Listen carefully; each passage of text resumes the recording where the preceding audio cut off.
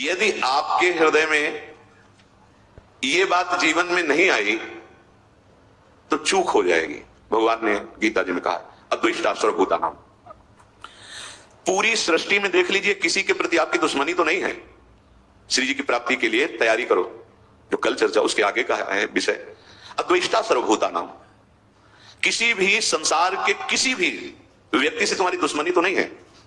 अगर एक से भी होगी तो बिगड़ जाएगी पूरा सिद्धांत हमारा। बहुत सावधानी से सुनो। किसी भी प्राणी के साथ किसी भी प्रकार से यदि मन में तुम्हारे द्वेष बन चुका है, फौरन निकालो। उसका उपाय है, अनुभव का उपाय है। जहां वो सामने दिखाई दे मन से प्रणाम करो, सर भी झुकाओ। तुम्हें अपना काम बनाना है, वहां भगवान ही है, दूसरा नहीं है। और जब एकांत में उसका चिंतन हो तो तत्काल आंतरिक प्रणाम करो, प्रभु आप मुझे बचा लो, प्रभु आपसे द्वेष हो रहा है। नाथ आपकी बाहरी ऐसी चेष्टाएं हैं कि मैं समझ नहीं पा रहा हूं, आपसे हमें द्वेष हो रहा है, दोष दर्शन हो रहा है, अंतर और बाहर दोनों से। अंतर में जब आवे तो तत्काल उसको प्रणाम करो। वृत्ति में आएगा वो और जलन पैदा होगी। बार बार आपको क्षमा मांगनी, मेरे से गलती हो रही प्रभु, मैं आपको ना जानकर आपसे द्वेष कर रहा हूं। और बाहर जब सामने आवे, पूज्यपाद सिउड़िया बाबा जी ने कहा जो तुमसे द्वेष करे ना बोले, अपनी तरफ से उससे राधे राधे बोलो। राधे वो जो कर रहा है उसका असर आपके ऊपर नहीं होना चाहिए। आपको इस द्वेष का असर काटना है। वो हो सकता है आपके साथ फिर ऐसा बर्ताव करे कि आपको लगे कि अब तो द्वेष पक्का ही हो रहा है क्योंकि हम बार बार प्रणाम कर रहे हैं, ये वैसा नहीं। ये बहुत बड़ा भगवत प्राप्ति में विघ्न है। इसलिए भगवान ने कहा अद्वेष्टा सर्वभूतानां। इतना ही नहीं, ये जब बढ़ेगा तो आपका भजन छूट जाएगा। बहुत क्या होता है कि जैसे महापुरुष जन अपने हृदय को देखते हैं ना, वही बात वो बोलते हैं, वही बात लिखते हैं। भजन क्यों रुका, भजन क्यों छूटा, हमारा लक्ष्य क्यों बदल रहा है, ये अंतर के चिंतन से। जैसे कि महापुरुष जन दूसरे के मन की बात जानते हैं, आप इस धोखे में मत रहना, क्योंकि उनके पास इतना समय नहीं है, वहां कोई दूसरा नहीं।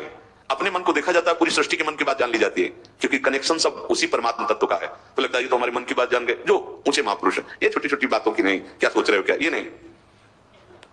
वो बहुत ध्यान देने की बात है। बहुत हम लोग जहां चूक करते हैं, ये एक तरह का ऐसा नाशकारी भाव है द्वेष कि धीरे धीरे आपके मन में इतना फैलेगा कि आपके भजन को छीन कर देगा। चले थे भगवत प्राप्ति, सब जगह अपने प्रभु को देखने चूक हो रही है। आपका भजन छूटा, आपका द्वेष बढ़ा, आपकी साधना गई। अब आगे भले चांस मिले, अब दुर्गति की बात शुरू हो गई, क्योंकि आपने द्वेष करके उसके नाश का चिंतन शुरू कर दिया। और आपको चिंतन क्या करना था कि मेरे प्रभु क्रूर से क्रूर पुरुष में भी विराजमान, ये क्रूरा अपि पापिनो न च सताम संभाष्य दृश्याश्चये। बोले तो बहुत कठिन। तो फिर आप एक गांव के प्रधान बनना चाहते, पूरे गांव में हाथ जोड़ते कि नहीं जोड़ते? अब चाहे जितने बड़े रईस हो, जमींदार हो, चाहे जितना बड़ बल विक्रम हो, पर गांव के प्रधान पद में बैठना तो हाथ जोड़ना पड़ेगा दरवाजे पे जाके। और अगर आपको मुख्यमंत्री बनना है तो पूरे प्रदेश को अनुकूल करना पड़ेगा, अधिक से अधिक। प्रधानमंत्री बनना है तो पूरा देश आपको, अगर परम पद तो पूरा विश्व आपको सपोर्ट करे, एक भी कोई द्वेषी न रह जाए, तब परम पद प्राप्त होता है। समझो, ऐसा कैसे हो सकता है? तो फिर भेड़ चढ़ाने की योग्यता तुम्हारे अंदर है तो तुम देश का शासन करने की योग्यता कैसे धारण कर सकते हो? पहले अपनी योग्यता बढ़ाओ। तो भगवत परम पद की योग्यता क्या? अजात शत्रु, एक भी कोई द्वेषी संसार में न रह जाए। अब जहां अभी भजन हुआ नहीं और द्वेष का पोषण होने लगा, ऐसा द्वेष का पोषण, अपने में सद्गुण भावना, अपने में साधु की भावना और दूसरे में निंदा की भावना। चले कहां हो, जा कहां रहे हो, प्राप्त क्या करना है, कर क्या रहे हो? आगे जो लिखा है इसीलिए लुक के, जो अंदर से द्वेष भाव बढ़ाने लगता है, बैर भाव दृढ़ कर लेता है, तो उसका भजन जितना रोक दिया गया, लेकिन उसको प्रेत योनि प्राप्त होगी। महापुरुषों के वचन है। जो अंदर से दूसरों के प्रति द्वेष दोष भाव करके जलता रहता है, बुरा मनाता रहता है, भले किसी वेश में हो, तो क्या समझते हो? प्रेत बनना कोई ऐसा थोड़ी बहुत ही निंदनीय कर्म करने वाला प्रेत बनता है। ब्रज के भक्तों में ठाकुर जी का अमन्य ठाकुर जी को अर्पित नहीं किया और उसका प्रयोग तो प्रेत ही उनको। ऐसा नहीं कि वृंदावन में प्रेत नहीं है, चरित्रों को पढ़ के देखो, चूक नहीं करनी। हाँ ये जरूर है कि एक जन्म केवल, और तो काहे को भुगतोगे, काहे को परेशान हो? देखो ना, यहाँ टांग टूट गई है, कीड़े पड़े हैं, वो सड़ रहा है, यहां भी तो देख रहे ना। अब यही का जीव है, अपराध कर लिया है, अब उसको पवित्र किया कर रही रजरानी, शरीर छूटेगा, श्री जी को प्राप्त हो जाए एक जन्म। तो काहे को इतना लंबा वियोग प्यारी जो से सहो? सुधार करना है तो सुधार करो ना। यदि तुम्हारे हृदय में भजन रुक गया, द्वेष बढ़ गया, और पक्का हो जाएगा, निंदा होने लगती है। पाप कर्म करने से भजन करने में विक्षेप पड़ने लगता है, लेकिन अपराध हो जाने पर भजन रुक जाता है। ये अपराध के अंतर्गत आता है द्वेष। ये बहुत सूक्ष्म विषय है और ये बहुत आयत रहता है हृदय में। वो बिल्कुल आपसे कुछ न कहे, लेकिन आपसे आगे बढ़ा जा रहा है, ये बर्दाश्त नहीं होगा और निंदा शुरू हो जाएगी। अरे आए काहे के लिए हो, क्या करने आए हो, क्या कर रहे हो, अपने से प्रश्न करो, क्या जानने आए हो, क्या पाने आए हो, उन्नति किसे कहते हैं, अवनति किसे कहते हैं, ये परिचय आप अपने अंदर देखो, बाहर थोड़ी देखना है। मेरी बात मान लेना, मैंने द्वेष करने वालों को, सिद्ध महापुरुष के वचन है, भीषण प्रेत बनते देखा है। एक आपको इसमें संशय न हो इसलिए कह रहा हूं, एक बड़े धनी उनके भाई आए और उन्होंने कहा कि हमें अगर कुछ लाख रुपए मिल जाए तो अमुक अमुक व्यापार कर लेंगे, फिर धीरे धीरे वापस कर देंगे। उनको लगा कि ठीक है भाई, चलो ऐसा कर लेते हैं।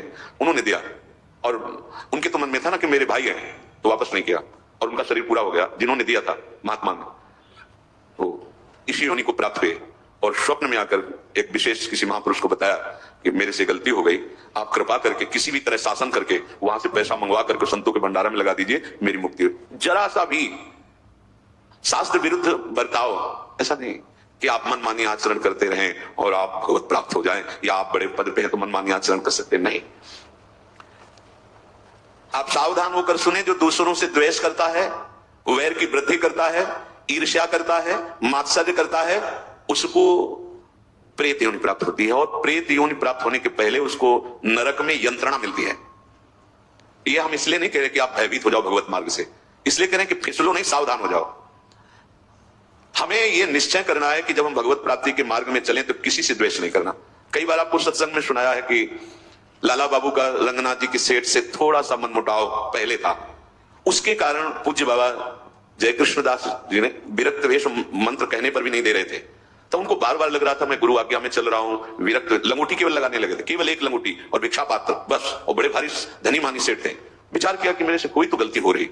हाँ, रंगनाथ जी की सेठ से लाख डांटा, आंतरिक द्वेष, जाके भिक्षुकों की पंक्ति में खड़े हो गए। उसी दिन रास्ते में आते हुए बापू जी बाबा ने कहा लाला बाबू आज तुम्हें विरक्त वेश दे देंगे। समझिए, छोटा सा भी द्वेष एक महापुरुष स्वीकार नहीं कर रहे विरक्त वेश और निज मंत्र देने के लिए, हमें परम पद देने के लिए। कैसे हम किसी से द्वेष करें, किसी का दोष दर्शन करें, ये सावधानी के लिए। किसी भी प्राणी के प्रति हमारे मन में द्वेष न रह जाए, इसीलिए भगवान ने आगे उसमें कहा मैत्रः करुण एवच, अद्वेष्टा सर्वभूतानां मैत्रः करुण एवच। मित्रता का भाव और करुणा का भाव ये तुम्हारे दोष और द्वेष को नष्ट कर देगा। सबसे मित्रता का भाव। अब मित्रता का भाव यदि नहीं समझ पाओगे तो फंस जाओगे। क्यों हमसे द्वेष कर रहा है, वो गलत आचरण में, अब हमको आदेश मिला है मित्रता का। मित्र कौन है हमारा? प्रभु श्री कृष्ण। सब में भगवत भाव। बाहरी लीलाएं नाथ आप जानो, हम उसके निर्णायक नहीं है। नारायण स्वामी तेरे भावे जो करो भलो बुलो संसार, नारायण तू बैठ के अपनो भवन में। और करुणा, मैत्रा करुण एवच। अगर इस तरह से भाव नहीं समझ तो करुणा कि अभी भगवान की कृपा कोई नहीं समझ पा रहे हैं, इसलिए हे करुणा निधान आप इन पर कृपा करो, इनको सद्बुद्धि दो, ये आपके चरणों की प्रीति प्राप्त करें। आप अगर ऐसी भावना करेंगे बहुत जल्दी आपके अंदर द्वेष नष्ट हो जाएगा। दो तो बहुत जोर की बात है। पहली तो हमें प्रणाम करना है उनको, पहले तो ये बिल्कुल अहम गलित करने के लिए बहुत जरूरी है। और ये हमारे साथ होगा ही होगा, बहुत ज्यादा दूरी नहीं होगा, बहुत नजदीक होगा। ये प्रश्न बहुत नजदीक रखे जाते हैं। हो सकता है आपके सामने वाले कमरे में ही वो हो या आपके बगल में ही बैठने वाला हो, ऐसे ही रखा जाएगा। ऐसा नहीं रखा जाएगा कि अगले मोहल्ले में तुम इस गली से निकल जाओ कभी मिलेगा, ऐसा नहीं रखा जाएगा। रोज तुम्हें वहीं रहना है और वहीं सामने देखना है, तब तुम्हारा द्वेष नष्ट किया जाए, तब उपासना का भाव विवेक समझो कि काम कर रहा है।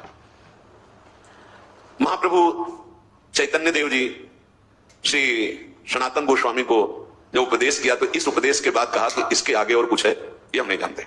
बहुत सार की बात। जीवे दया नामे रुचि वैष्णव सेवा सेवन, जो भगवान के मैत्रः करुण एवच, ये भगवत प्राप्ति के मार्ग वाले उपासक का धन होता है। मैत्रः करुण एवच, सबसे भगवत भाव से मैत्री भाव। लेकिन निर्ममो, बहुत सावधानी इसी श्लोक में, मैत्रः करुण एवच निर्ममो निरहंकारा। करुणा करने पर कहीं अहंकार ना जाए कि तुम बड़े दाता हो या तुम बड़े सहयोगी हो या बड़े ज्ञानी हो या तुम्हारी बुद्धि बहुत पवित्र है, ऐसा ना आ जाए। और मित्रता करने पर उसे ममता ना हो जाए। यह है युक्ति परमार्थ के उपासक की। मैत्रः निर्ममों से, करुणा निरहंकार। अहंकार युक्त अगर करुणा है फंसा देगी। करुणा अहंकार से युक्त नहीं होनी चाहिए, निरहंकार। और मित्रता ममता से युक्त नहीं होनी चाहिए। अब करके दिखाओ बिना ममता की मित्रता। कोई भगवान का चतुर सुजान उपासक कर सकता है, अन्यथा नहीं। कैसे? आपसे मित्रता करेंगे तो आपकी याद आएगी, वो आपके हृदय में बैठे प्यारे से मित्रता करेंगे तो उसकी याद आएगी। सबसे मिलने के बाद एकांत बैठते ही जिसका ध्यान आए, तुमने उसी को पकड़ा है। अब देख लो, अगर कोई वस्तु व्यक्ति स्थान तो असर पड़ गया। प्रभु को भूल चुके थे, जब आप उससे मिल रहे थे तो उसी की झांकी पकड़ ली मन ने। और अगर प्रभु का मेरे यार सब रूपों में बैठे हुए हैं, वही मेरा दिलवर, वही मेरा प्राणनाथ, वही मेरा जीवन। करोड़ों से मिलने के बाद भी वो एक में ही रहेगा। कहीं कोई ममता नहीं और कहीं किसी भी तरह की अहमता नहीं। अहमता ममता शून्य जीवन मुक्त महापुरुष परम पद का अधिकारी होता है। देखो आप सब उपासक हैं। महाप्रभु चैतन्य देव ने कहा, जीवे दया नामे रुचि वैष्णव सेवन या छाड़ा आर नाही जानी सनातन। हे सनातन, मैं इसके सिवा और कोई महान बात है नहीं जानता। क्या? जीवे दया। बस जीवे दया में बहुत सावधानी की जरूरत है। अपने में किसी योग्यता का अनुभव होकर के, सामर्थ्य का अनुभव होकर जो दूसरों को हेय दीन असहाय समझकर किया जाता है, शुभ कर्म भले हो सकता है लेकिन भगवत प्राप्ति का हेतु नहीं हो सकता। और प्रभु प्रदत्त बल बुद्धि धन वैभव से प्रभु सामने इस रूप में सेवा स्वीकार करने आए हैं, इस भावना से की हुई वो दया वो भगवान की स्मृति में डुबा देगी। दया का उल्टा याद। जिस दया में भगवान की स्मृति हट जाए, अपने अहम का पोषण होने लगे, शुभ कर्म हो सकता है लेकिन भगवत आराधना नहीं हो सकती। इसलिए दया याद के सहित होनी चाहिए। याद, मैं प्रभु की उपासना कर रहा हूं, प्रभु का दास हूं, मेरे सामने जो व्यक्ति आया है वो मेरे प्रभु आए हैं, मेरे पास जो कुछ है वो मेरे प्रभु का दिया हुआ है। तो दियम वस्तु गोविंदम तुभ्यमेव समर्थ। इसमें तो काम चलेगा परमार्थ का। और जरा भी जैसे भरत जी ने कि मैंने इस अनाथ बच्चे की रक्षा की, अगर मैं वहां ना होता तो ये जल प्रवाह में मर जाता। अगर अब मैं इसे छोड़ देता हूं तो गोल बांध करके भेड़िया आदि जो घूमते वो खा जाएंगे। मेरा कर्तव्य है। मैं इसकी भूल गए कि जिस हरि की प्राप्ति के लिए अपने परिवार, राज परिवार, राजकुमारों का पूर्ण समर्पण कर दिया कि हरि देखेंगे, वो इस बच्चे को इतनी आसक्ति हो गई कि याद छूट गई। पढ़ के भागवत देख लो। याद छूट गई हरि की और याद में आ गया हिरन, तो अगला जन्म हुआ हिरन का। जीवे दया। दया कौन सी? जो याद युक्त हो। ये याद हो कि हम किसकी सेवा कर रहे हैं, अपने प्रभु की। और ये याद हो कि मैं हूं कौन, प्रभु का दास। और ये याद हो कि मेरा कर्तव्य क्या है, हर समय भगवत की स्मृति में रहना। भगवत तब तो ठीक। दया बिना साधु कसाई, और दया करी तो आफत आई। बहुत संभाल के इस दया। सबसे पहला परम कर्तव्य धर्म उपासक के हृदय में हृदय द्रवित होता है तो दूसरों को सुख देने का आता है। इस पर अगर तो फिर वो फिसल जाएगा। इसकी एक ही पहचान है, भगवत याद अगर भूल रही है तो तुरंत वापस होइए। ये दया तुम्हें फंसा देगी। और जिसमें स्मृति चल रही भगवान की और सामने भगवत भाव है और आप जिस वस्तुओं से सेवा कर रहे हैं वो भी भगवान की दी हुई, आप इसी से परम पद प्राप्त कर लेंगे। अब ये चतुरता भगवान के भक्तों के संग से, भगवान की आराधना से बुद्धि में आती है। नामे रुचि। नाम जपना और नाम में रुचि होना, ये बहुत बड़ी अंतराय की बात है। जैसे नाम जपते हैं हमारा कल्याण हो जाए, हमारे पाप नष्ट हो जाएं, दुख मिट जाए, बहुत अच्छा है, प्रशंसनीय है। इसी भाव से चलो, तुम्हारा मंगल हो जाएगा। पर यहां जो कह रहे हैं वो इस भाव का नहीं। ये पाप नष्ट हो जाए, हमारा दुख मिट जाए, नहीं, ये रुचि। जैसे बहुत कई दिनों का प्यासा व्यक्ति हो तो उसकी पानी में रुचि प्रकट हो जाती है। अब मुझे रबड़ी दो तो अच्छा नहीं लगेगा, पानी। ऐसे हमारी रुचि नाम में हो। कब जानेंगे नाम में रुचि? देवर्षि नारद जी, तदर्पिता अखिलाचारिता तद स्मरण परम व्याकुल देव। हमारा हृदय अगर नाम छूटने लगे तो व्याकुल होने लगे तो जानो। गोस्वामी श्री तुलसीदास जी दोहावली में कहते हैं, तुलसी प्रीति प्रतीति सो राम नाम जप जाग, किए होई विधि दाहिनो दे अभागे ही भाग। सब परेशान है, मेरा भाग्य बड़ा दुखद है, मेरे भाग्य में क्या लिख गया। तो जैसे लोग चल पूरा जीवन हो गया दुख भोगते हुए। ये गोस्वामी जी कहते, तुम मेरी बात पर विश्वास करो, इसी विश्वास से प्रेम प्रकट हो जाएगा। यदि तुमने नाम जप रूपी यज्ञ शुरू कर दी तो तुम्हारे जो भाग्य में लिखे हुए अंक है ना, दुख देने वाले, महान संकट, विपत्ति, पराजय, हम बहुत प्रयास करते हैं लेकिन सफल नहीं हो पाते। हम ऐसा, तुम्हारा प्रयास ही क्या है? असत प्रयास। कहीं गंदे जल से हाथ तुम पवित्र कर सकते हो क्या? असत प्रयास से असत कर्मों को काटकर उन्नति को प्राप्त हो सकते हो क्या? नहीं। तो सत प्रयास करो। क्या सत प्रयास? बोले राम नाम जप जाग, जप यज्ञ नाम, जो हमारे प्रभु का नाम है। आप उसे क्या होगा? बोले तुम्हारे पहला काम करेगा, भाग्य पलटेगा तुम्हारे। जो तुम्हारा भाग्य बन चुका है ना, महान दुख भोगना, बार बार